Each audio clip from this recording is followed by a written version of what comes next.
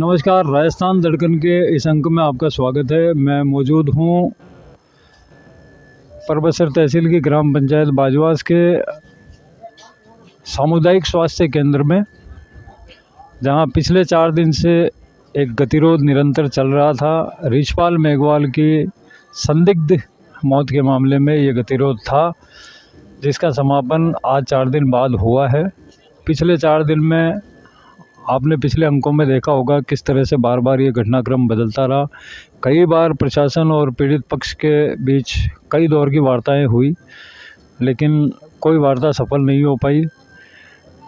क्षेत्र के विधायक रामनिवास गावड़िया भी यहाँ आए, पूर्व विधायक मानसिंह किंसरिया भी यहाँ आए, क्षेत्र के और भी कई जनप्रतिनिधि, समाज सेवी, सभी ने अपने अपने तरफ से प्रयास किया कि किसी भी तरीके से आपसी समझाइश से ये जो 4 दिन से धरना परिवार और समाज और 36 कौम के लोगों की तरफ से यहाँ दिया जा रहा था, वो समाप्त हो।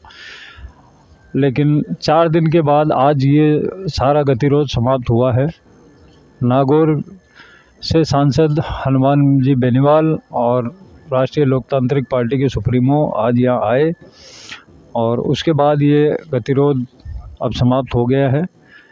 कुल 4 बातों पर यह गतिरोध समाप्त हुआ है। पहला, जो अब तक एफआईआर दर्ज नहीं हो रही थी, आज पुलिस ने 302 में और SC/ST एक्ट में एफआईआर दर्ज कर ली है। 3 आरोपियों को गिरफ्तार कर लिया गया है, ये भी पुलिस प्रशासन की तरफ से बताया गया है। इसके अलावा एक SIT टीम गठित की गई है, जिसमें एक एडिशनल SP, एक DSP, 3 SHO और एक ASI की ये जॉइंट SIT टीम होगी, जो इस मामले की अब जांच करेगी और कल सुबह से उनका काम शुरू हो जाएगा। पोस्टमार्टम भी दोबारा किया जाएगा। इसके लिए मेडिकल बोर्ड से CMHO की टीम यहाँ पहुँच गई है और जल्द ही वो पोस्टमार्टम की प्रक्रिया शुरू कर देगी। और इसके अलावा एक SC/ST में अगर किसी व्यक्ति की हत्या हो जाती है तो सरकारी प्रावधान है, 8 लाख रुपए का मुआवजा मिलता है। और इसके अलावा एक राज्य सरकार की तरफ से भी 5 लाख का मुआवजा है और राष्ट्रीय लोकतांत्रिक पार्टी की तरफ से भी 1 लाख रुपए का मुआवजा और 2 50-50 हज़ार के और भी मुआवजे देने की घोषणा की गई है। इस तरह से कुल मिलाकर 15 लाख के मुआवजे की घोषणा हुई है।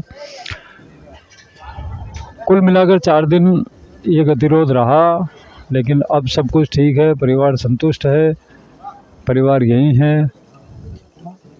लेकिन लोगों ने इस बार दिखाया कि यहाँ जाति धर्म ये चीज़ें कहीं नहीं अड़ती है। एक मेघवाल समाज के लड़के के न्याय की लड़ाई थी, जिसमें सर्व समाज ने बढ़ चढ़कर हिस्सा लिया। हज़ारों की तादाद में लोग यहाँ आए, कई जनप्रतिनिधि, कई पार्टियों के नेता यहाँ आए, सबने कोशिश की। अंततः जीत न्याय की हुई, रिछपाल मेघवाल को न्याय मिला और यहाँ जाकर ये सारा गतिरोध समाप्त हुआ। धन्यवाद। मैं धर्मेंद्र वैष्णव, राजस्थान दड़कन, परबसर। मैं चेनाराम जी को, पिताजी को, पूरे उनके परिवार को हम श्रद्धांजलि अर्पित करते हैं।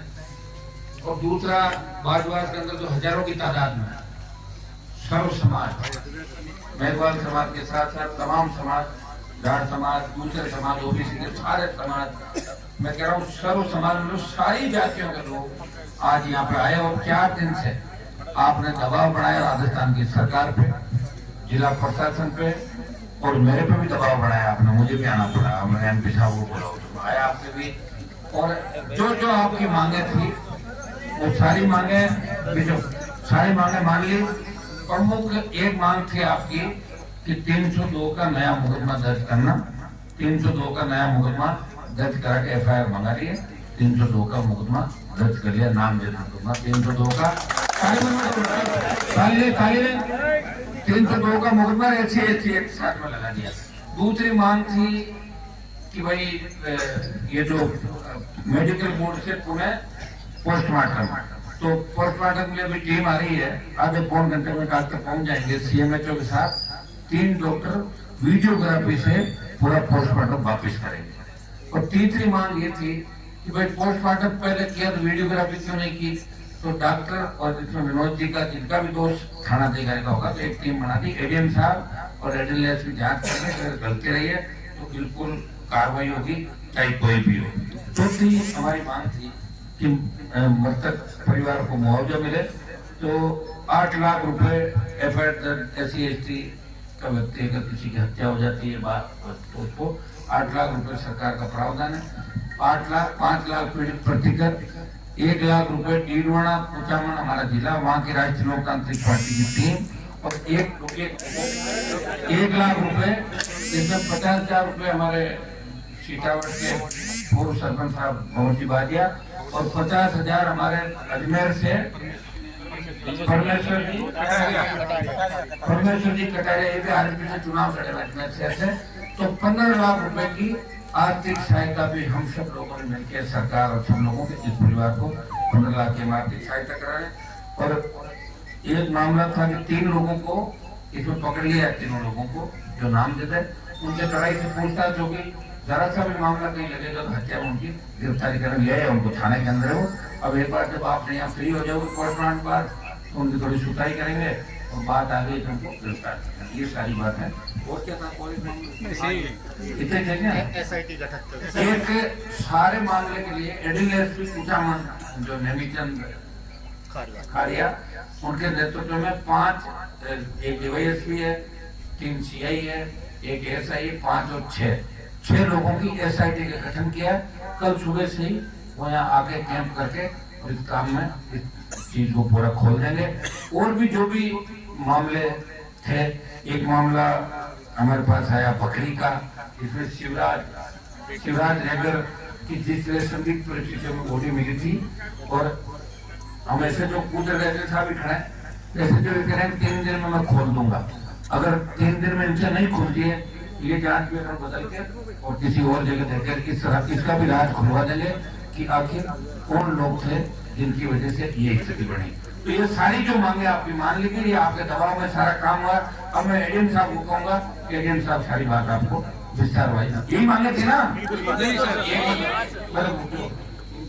ये भी बहुत दुख है, भाई इस बार हमारे बीच में नहीं रहा। उनके परिजनों को और सभी को मैं भगवान से प्रार्थना करता हूँ ये दुख सहन करने की शक्ति दे। साथ ही सांसद महोदय और आप लोग जो परिवारजन के साथ जो 5 लोग की टीम गठित की गई थी उसके साथ हम लोगों ने जो वार्ता की है, हालांकि सांसद महोदय कह चुके हैं, फिर भी मैं दोबारा बता देता हूँ। आप लोगों ने पहले एक बार दर्ज कराया था 306 में, उसको बदल के 302 के तहत और ST SC एक्ट के तहत FIR दर्ज हो चुकी है। FIR की कॉपी हमने सांसद महोदय को उपलब्ध करा दी है। पोस्टमार्टम की जहाँ तक बात है कि पोस्टमार्टम किस हालत में हुआ, कैसे नहीं हुआ, CMHO कह दिया है। CMHO अपनी मेडिकल टीम को लेके आ रहे हैं बोर्ड के गठन के साथ, वो अभी इसकी वापस पुनः पोस्टमार्टम दोबारा कर देंगे। ये एपिसोड क्या हुआ है, क्योंकि 24 तारीख की रात को 2 बजे बच्चा सुसाइड किया है या हत्या हुई है, जो भी परिस्थिति है ये जांच का विषय है। डेथ हो गई थी, उसके बाद आज दिन तक वो हुआ है। तो इस एपिसोड में कौन कौन दोषी है, उसमें चाहे भले SHO हो, चाहे भले डॉक्टर हो या कोई और हो, उसकी सबकी जांच के लिए मुझ ADM राकेश कुमार गुप्ता और एडिशनल SP मिस्टर नेमीचंद खारिया, इन दोनों के नेतृत्व में टीम गठित की गई है। ये हम इसकी जांच कर लेंगे और वो जांच बिल्कुल निष्पक्ष और ईमानदारी के साथ करेंगे ताकि जो अगर कोई दोषी हुआ है उसको दोष का उसका दंड मिल सके। इसके अलावा ये पहले जो 302 के तहत टीम गठित की गई है उसमें भी SIT गठित की गई है, जिसमें additional SP Kuchaman mister Nemichand ji, उनके अंडर में 1 डिप्टी, 3 SHO और 1 ASI इनकी टीम गठित की गई है।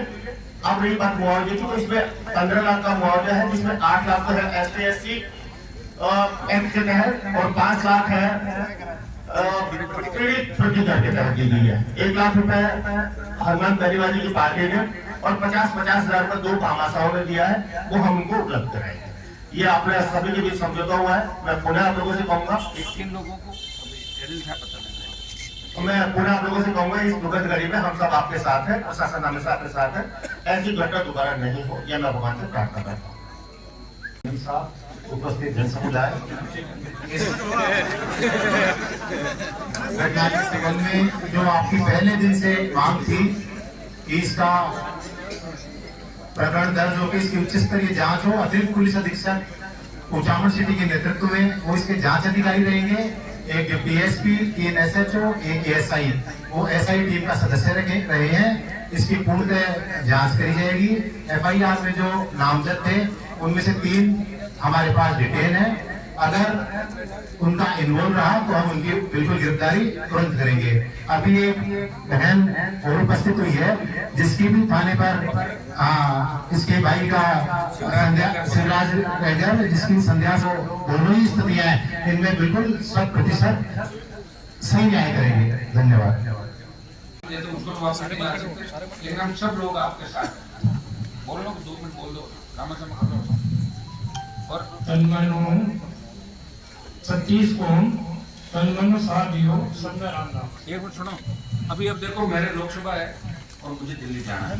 सुनिए, अभी जो प्रमुख लोग हैं ना, वो जब तक पोस्टमार्टम नहीं हो जाए तब तक आपको नहीं रहना है, ठीक है? समझ गया ना? और एडीएम साहब जो मैं कहूँगा आधा घंटा आप लोग चालू करा के, क्योंकि कोई डॉक्टर पीछे देने के लिए इस बात का ध्यान रखें। इसका एक आपको जो मन के वो भी हो जाएगा, काम आप समझ गए सारी बातें।